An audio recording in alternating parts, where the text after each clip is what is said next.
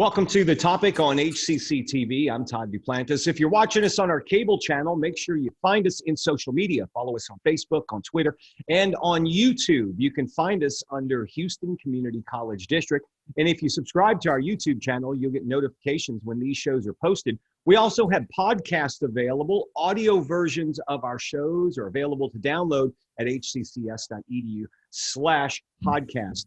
Today, we're talking about returning to our campuses. That's right. Things have been changed over the little over the last year. We've all been working remotely. In many cases, students studying and learning remotely. Well, we're looking at going back to campuses this summer and in the fall of 2021. What's changed and why are things different now? Well, we've got three experts here to answer these questions. We're joined today by Dr. Ewen, Vice Chancellor for Strategy, Planning, and Institutional Effectiveness. Also, Dr. Shantay, Vice Chancellor for Student Services, and Dr. Norma Perez, Vice Chancellor for Instructional Services and Chief Academic Officer. Good afternoon to you all. Thanks for being here.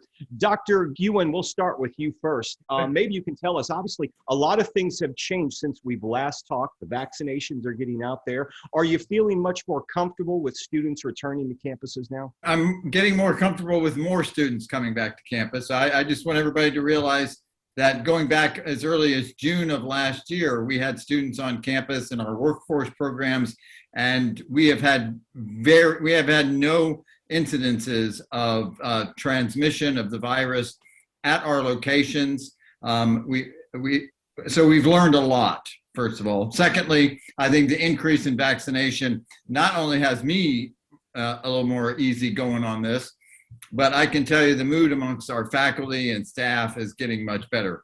And so we are planning to bring faculty, staff, and students back on campus in greater numbers for the summer. And Dr. Perez, I'll bring you into the conversation here. Let's talk about the faculty and feeling more comfortable. What is some of the feedback you're getting from faculty members out there on this? The faculty, I think, are getting prepared to come back. As Dr. Ewen has mentioned, we've already had our workforce faculty on campus. We've had some of our science faculty on campus. And so, they're beginning to gear up for fall and summer, since those are the next two semesters coming up. And they do know that we want to offer more face-to-face courses. So we are gearing up for that, and we're preparing for that. Constantly, faculty are coming to the campuses now, even to begin to access their offices and begin to prepare for hopefully what will be a great summer and fall semester. And Dr. Grays, I want to ask you the student perspective. I know you are actively sending out surveys to students to get their feedback. Your team has been talking to students really through this whole time. How are they feeling about getting back to our campuses in some shape or form? Thanks, Todd. And we do have a number of students who are actually excited about the possibility of returning to campus. As you've heard Kurt and Norma mention, we had several of our workforce students and programs already on campus since last summer. Many of our students have requested access to common spaces like the tutoring and libraries, and being able to provide that type of support for students as they're preparing to return is going to be vitally important to their success. We also know that many of our students have continued to have some trepidation about it, although we've seen a lot of that wane as we see more Houstonians get vaccinated. The concerns that we experienced earlier in the semester are not the same as they are as we think about our return to our return to campus for summer. So we're excited about it, and I think most of our students are also enthusiastic about being able to come back to the campus to complete their learning experience. Dr. Ewen, you meet with a team very regularly, and you've been doing so. It's, I believe, the COVID response team. Maybe you can tell us some of the things that have been going on behind the scenes, because a lot of people may not know that you guys do meet regularly, and you've undergone or had to have a lot of things in place before you came to this decision of having students back to face-to-face classes. I think there's a variety of pieces. We have close to 80 buildings in the district that have many of which haven't been used for a year, at least not by any large numbers, which means vending machines have been closed, bathrooms have been shut down, Their break rooms have been closed. So a lot of that we have to go back in and we have to figure out, okay, what spaces can we use? What spaces are big enough to allow a group of people in? So there's been a lot of work between the campus operations officers and facilities to make sure that we have all of that together. As we prepare to bring a greater number of students back. So in the summer, we're looking to have at minimum 30% of our sections will be face-to-face, and it may go up from there depending upon demand. If we have that many students and that many faculty back on campus, that means that we need to have staff at those locations to be able to meet their needs in program areas and student service support in the libraries, those kinds of things. So we're currently working with the teams throughout the district to say, as we prepare for the start of the summer term, we're asking all units that are on campuses to plan to be back in some capacity or another on the 24th of May. If people are listening to this and they're freaking out, know that their supervisors are going to get with them and let them know what the expectation is. Our thinking is this, is that we're going to, one, look to see what's the demand going to be like. How many people do we need on campus to meet student need? And how big are our locations? So does the office space allow for 3 or 4 people to be in there, right? Do they each have individual offices, those kinds of things? And then, depending upon the size of the unit, the supervisors will work with them to develop a rotation so that we can begin to get everybody who is not subject to an accommodation or has an accommodation approved, that everyone begins the process of getting reacclimated to campus life. I know I've been in this room for a long time myself, and you have to get back into the rhythm of things, the driving, all of that. So there's a lot of work going on to get ready. Dr. Perez brought up a good point about some faculty members maybe wanting to get back to do some preparation in their offices. Are they allowed to do so now if they haven't been involved in the lab courses or the workforce training and the things that are taking place on the campuses? How do they go about doing that before the 24th? Actually, we have a process that has been set up to where they contact the campus manager of the campus of where they wish to visit their office and make arrangements that for being on that campus, and the campus coordinator just needs to know the time and exactly how long they plan to be at the particular office. So that, again, we're trying to make sure that we know where everyone is at any given time and how many people are in a given building at any given time. So at this point, they are going through that process, and that process seems to be working. We're going to take a short break. When we come back, we're going to talk more about students returning to face-to-face classes. We'll hear more on this. We've got a lot coming up for you on the topic. Stay tuned. We'll be back right after this. Welcome to HTC. Let me teach you. Let me help you get college credits. Let me train you for a new career. Let me change your life. Come learn with us. HCC, for everyone, anytime, anyway.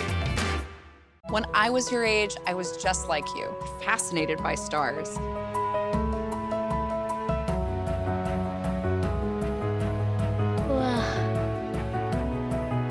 But now I get to search for life in the universe. And who knows, maybe life is looking for us too. So we're like aliens to them? Yeah. Does anyone want to be a scientist now? I do. Awesome. We need more girls in STEM. Maybe we can find aliens. I don't remember how it started. Go to that. Oh boy. Our back and forth. It always came back. Dad! You probably don't remember what you told me, That was perfect. but I heard every word.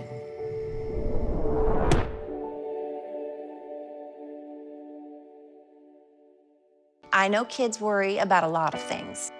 Getting enough food to eat shouldn't be one of them. Through a nationwide network of food banks, Feeding America serves virtually every community in the United States. See how you can help your community. Visit feedingamerica.org. The faculty at HCC represents the best of Houston. Whether your goal is a 4-year college, a better job, or a whole new career, Come learn with us. HCC, for everyone, anytime, anyway.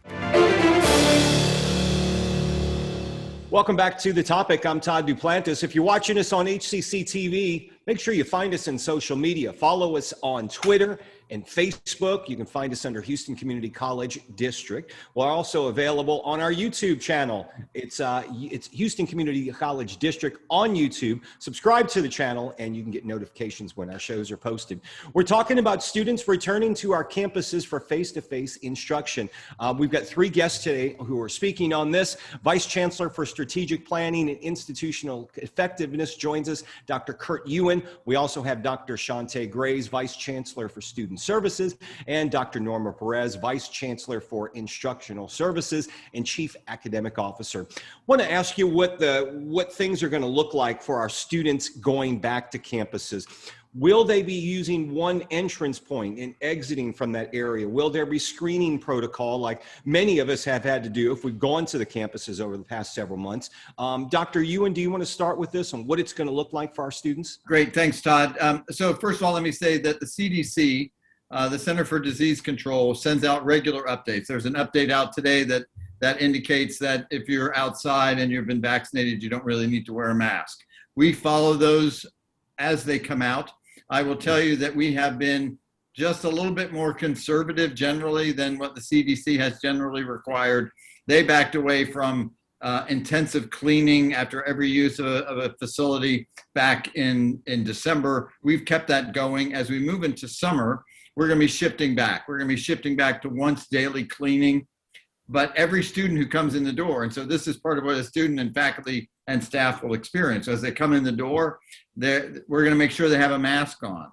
That there is going to be a revised app on our check market system that asks them a series of questions. And if they're not feeling well or not feeling up to it, telling them to stay home. If they report COVID to us, then there's reporting guidelines that will follow. So that's a little different. When they get there, though, there will be a greeter at the door. It'll be one door for each building. And the greeter will make sure they have a mask, and will make sure that if they take a package of these kind of alcohol wipes, right? And what we're hoping for is that there'll be alcohol wipes, there'll be spray bottles. If you use something, a counter, whatever, wipe it down, wipe your hands, throw that away, and clean as you go for the next person, and maybe as you arrive at a station. So those are really the big things. All of the doors in terms of exits will be available, but we're asking everybody to enter through a common entrance in each building.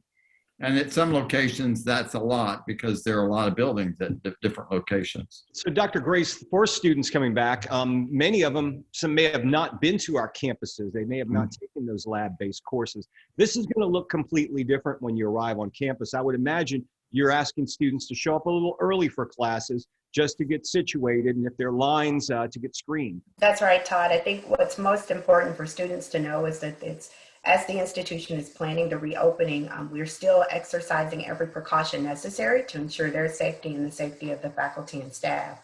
So while we've lifted some of the restrictions that those who may have been on campus in the fall or the prior spring semester, it's important for students to understand that timely arrival allows them to go through the screening. They can plan appropriately. We're still going to adhere to the 3 feet social distancing. And we also have a new rule. So they'll see signage that suggests that we follow the 3 W's. I'm surprised Kurt didn't mention that in his commentary, right? Wash your hands. Now wear a mask. Wear a mask. Thank you. Thank you. See, I've got the support of my teammates. Watch the distance. And watch the distance, right? So it's important that our students understand we've got to be able to adhere to those procedures. Again, it's just a precaution for them. The same applies as they're accessing the services and student services as well. So students will be asked to wipe down spaces before they take a seat, before they sit in their desk.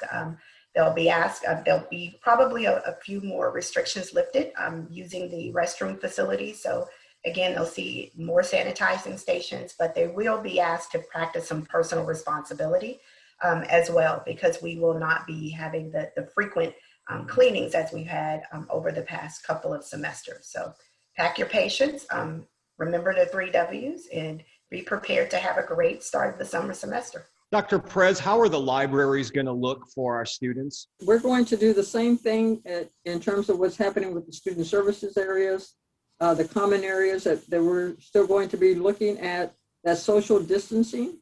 And so, for example, we have the rooms for students, the study rooms for students, where those are going to be limited in terms of being able to provide the appropriate distance among students. Those study rooms will be available. The library will be available. But again, keeping in mind that social distance for all students.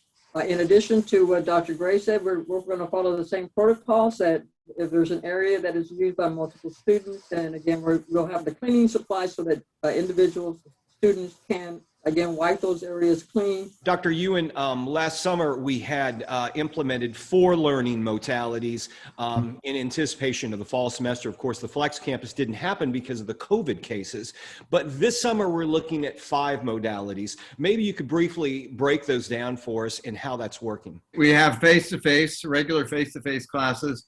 Some of those could be hybrid face-to-face classes, so you go half the time. There will be online anytime, which is our traditional online class, online on a schedule. Then there are lab-based courses, and the caps vary depending upon CDC guidelines at the time and the size of the room. Norma, what's the 5th modality? I'm assuming it's a hybrid lab. Yeah, okay. We're looking at those different. Yeah. At 3100, it's going to be a little bit different, right? 3100 is our administrative office. And we have 12 floors. There are vendors in some of those floors that go up and down the elevators as well. We still have the four people per elevator going up and down. And we have large cubicle farms on several floors that we're concerned are not really conducive at this point to be bringing large numbers of people back. Not to mention the fact that getting in and out of the building in a timely fashion could be difficult. So we are still working on that, and that will happen slowly over time. I will also say that all units are doing a review. I know I have areas in my division that have functioned extremely well over the past year. In some cases, they've done even better being remote. They get more done. Because of no commuting and all of that. And so there may be a variety of administrative positions, administrative roles that may remain virtual, just like we're seeing in businesses and industry across the country. You brought up a good point about having other people in the building besides contractors or other companies. How is it going to work with locations like the West Houston Institute that may want to get back to having some type of events or having visitors to campuses? Are they still going to be allowed if they go through the screening process? Effective in mid-September, we will be allowing people to come back into those locations for sponsored events. Over the summer, the only thing that we're really opening them up for are student-oriented activities for current, future, and past students, right? So we have job fairs. There's a job fair going on this weekend, and we're opening that up because that is really for the students and for our city. But come mid-September, additional groups may be willing to come in. There will be some changes to that. There will be enhanced kind of cleaning that would be required. There's a variety of additional costs. And until such time as social distancing guidelines are lifted, we need to make sure that we've got all that covered. We're going to take a short break again. And when we come back, registration is underway for our summer and fall classes. We'll talk about that, and we'll talk about more about student services coming up when the topic returns. Stay tuned. I love love teaching at HCC. I love helping students. With college credits. With scholarships and financial aid. Training them for life-changing careers. Come learn with us. HCC, for everyone, anytime, anyway. Jordan knows he shouldn't eat this entire bowl of nachos, but tonight he's earned that right. Because a few hours ago, in the middle of happy hour, he recognized a sign. Not from the gods or a bolt of lightning, but from a double heart, a kissy face, and a fourth ha in ha ha ha. That's when Jordan knew he was buzzed. So when it was time to go, he got a ride home instead of driving. Be a legend like Jordan. Recognize your buzzed warning signs and get a ride home. Buzz driving is drunk driving. Hey, Bobo, do trees tell each other stories? I'm sorry. I'm afraid I don't know that. Hey, why don't we go find out? Listen. Do clouds take naps? I couldn't tell you. Dad, do stars visit their friends? Look!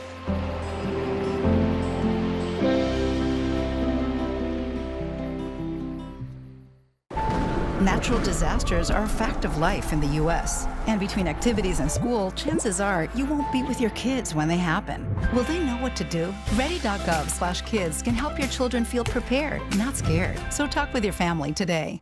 The faculty at HCC represents the best of the city. They're committed to getting our students to their goals. A 4-year degree. Workforce training. A better life. HCC, for everyone, anytime, anyway.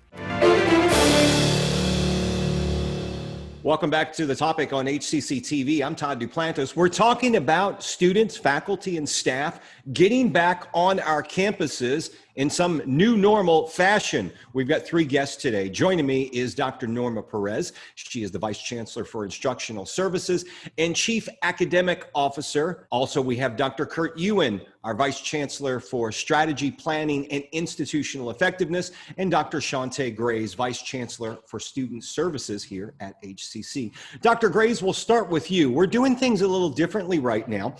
We are currently registering not just for the spring, but also the fall semester for students to get an early start. I first want to acknowledge the work of our partners in instructional services in making the class schedule available to students sooner, so they're able to plan, and because we know that our students are parents oftentimes, so the sooner we're able to release the schedule, the quicker they are to make those necessary adjustments to handle their personal lives. So kudos to our partners in instructional services on making that happen and making it possible. We are indeed registering now for both summer and fall. Student services remains in a hybrid delivery model where we have some virtual support services and there's some presence on campus. As you heard us mention in the previous segment, starting May 24th, we'll start to see that scale up. We'll see more staff return to campus. I will have to share with students, it will be important to continue to, as much as possible, schedule an appointment with those services that you are seeking. That allows us to ensure that we have sufficient staff and that we're able to better manage foot traffic on campus to allow for all of those things that we've identified as it relates to cleaning and allowing for proper social distancing, and then also accommodating students as the demand is necessary. We are still encouraging access through the virtual lobby, which continues to provide. That will be a system that we will continue to use. That's not going away, even when we return to campus 100%. There's clearly a demand for virtual presence, and our student services teams have done a great job of being responsive to students and being timely in their responses. So we're going to continue to provide that service to our students who we know are indeed asking for that type of support, on-demand support, as they're preparing to register or enroll for the first time. Dr. Grays, I also want to ask, a lot of our students may have lost their job over this pandemic or had their hours cut at work, need extra funds to continue going to classes. Do we still have emergency aid or resources available for those students? We do. We have, thanks to the CARES Act, what we call the Higher Education Relief Fund. We received a second distribution. That funding will remain, and we'll continue to have a distribution for students as the federal government allows. So that's handled through our financial aid department. As students are registered, you have to be a registered student, in order to receive support. But there is a process by which students can identify their need. They go through their student portal, and there's a tile that's noted as Eagle Resources, and they'll submit a request for emergency aid. There's a few questions that our financial aid representatives will ask to ensure that students are indeed qualified and eligible to receive those funds, but we do have that.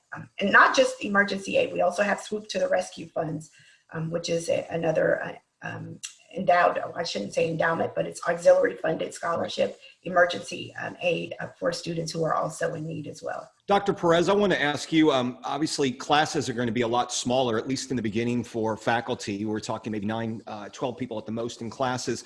And a lot of students are now trying to find not just the course they want, the time they want, but the instructor they want. I would imagine to sign up early is the key here, because you've only got so many faculty and they can only do so many classes, and they're going to be smaller. And that is correct, Todd. The key is to register early.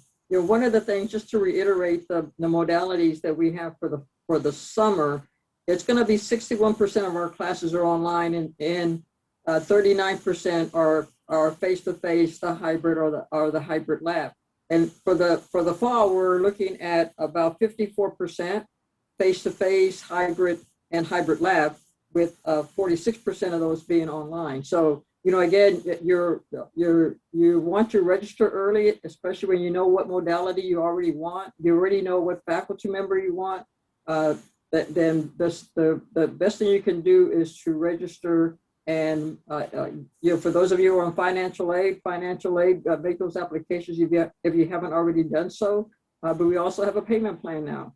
And so again, just reserve your spot is the main thing that you need to do at this point. If you really want classes at a certain time, at a certain location, and of course with a particular faculty member. Dr. Ewen, we're not out of the woods yet, but things seem to be getting better. Looking back over this last year and month or two, what are some of the things that your team has learned, and how are we going to incorporate them as we're moving forward? The big issue now is what people have been talking about probably since last June. What's the new normal? I'm persuaded by language that says it's not the new normal, it's the next normal. Which I think is really important to reflect on, is that we're going to continue to see changes, and the changes that we're implementing now are going to bring even more changes into the future. I think, for example, convocations where we gather at 2,000 people at a time. Those are expensive. They're not as well attended as they could be because of the distance of driving. I suspect that those are probably gone. Right, that the opportunities for that kind of gathering probably are not as great as they used to be. More importantly, I think the biggest lesson I've learned over the past year is the way in which we've been able to collaborate and work together in a virtual environment. I spend the vast majority of my day sitting right here meeting with all sorts of people, and we're getting a lot of work done. So figuring out how we maintain our ability to do those things while also reintroducing opportunities to meet face-to-face and to gather with people that are our colleagues and our coworkers. So we have a couple of groups looking at this. We have a next normal visioning team that's meeting with me on a weekly basis to look at what we're doing. There's a group of us that are going to go to Texas A&M next week to take a look at some of their smart rooms that they host meetings in, or they may teach in, to kind of rethink a little bit the meeting environment and the teaching environment of the future. So there's a lot still to come. There certainly is a lot of things we've learned. I want to thank all three of you for joining me today and bringing our students, our faculty, staff, and the community up to speed with the way we're moving forward here at HCC. Thank you all for being here. And thank you for joining me on the topic. Make sure you download our podcast and visit our social media. You can download the podcast at hccs.edu/podcast. And that'll wrap up this week's show. I'm Todd Duplantis, and I'll see you next time.